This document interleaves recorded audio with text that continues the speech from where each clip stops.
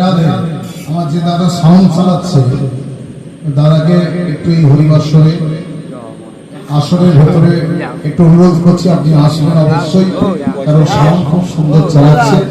এই ভাই পুরস্কৃত করবে সাউন্ড দাদা, একটু আপনি একটু হরিবাসরে আসবেন।